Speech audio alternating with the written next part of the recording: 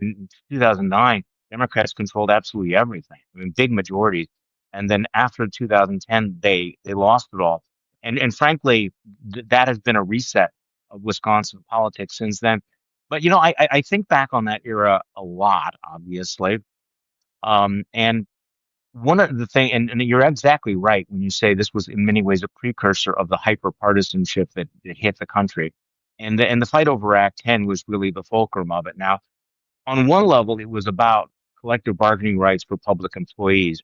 But the one thing that I saw, and there's a lesson that I learned from all of that, is that at a certain point, the fight becomes about the fight, not about the substance. I remember early on, there were some polls showing that Walker was deeply unpopular in taking away the collective bargaining rights of public employees. He had not so, and he admitted at the time, he hadn't sold it, he hadn't campaigned on it, he hadn't explained it to the voters. So you were talking about big numbers of people go, why are you doing this?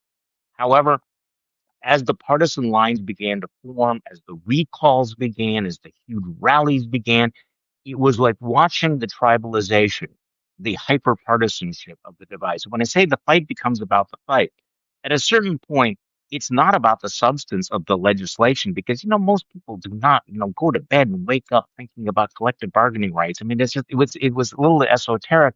They thought it was going to be quick and easy, but it became it became the spark for something else. So when I say the fight is about the fight, I see this with MAGA over and over again, where it's a mistake to think that people are actually debating the principle or the issue.